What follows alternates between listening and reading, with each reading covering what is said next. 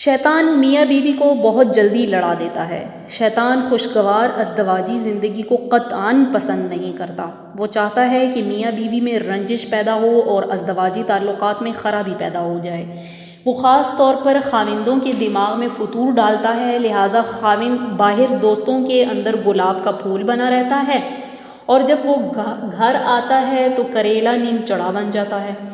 نوجوان اکثر کہا کرتے ہیں کہ پتہ نہیں کیا وجہ ہے کہ گھر میں آتے ہی دماغ گرم ہو جاتا ہے۔ وہ اصل میں شیطان گرم کر رہا ہوتا ہے۔ وہ میاں بیوی کے درمیان الجھنیں پیدا کرتا ہے۔ شیطان پہلے میاں بیوی کے درمیان جھگڑا کروا کر خاوند کے منہ سے طلاق کے الفاظ کہلواتا ہے۔ جب اس کی عقل ٹھکانے آتی ہے تو وہ کہتا ہے میں نے تو غصے میں طلاق کے الفاظ کہہ دیے تھے۔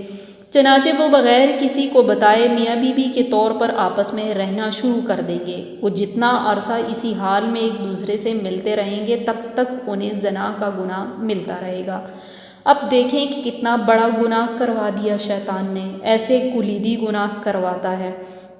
حدیث پاک میں آیا ہے کہ قرب قیامت کی علامات میں سے ہے کہ خاوند اپنی بیویوں کو طلاق دے دیں گے اور پھر بغیر نکاح اور رجوع کے ان کے ساتھ اسی طرح اپنی زندگی گزارا کریں گے۔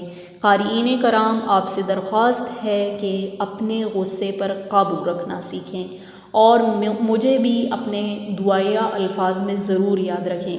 اللہ تعالیٰ مجھے اور آپ کو ایسا بننے کی توفیق عطا فرمائے کہ جس سے ہم خدا کی نظر میں بلند و بالا ہوں۔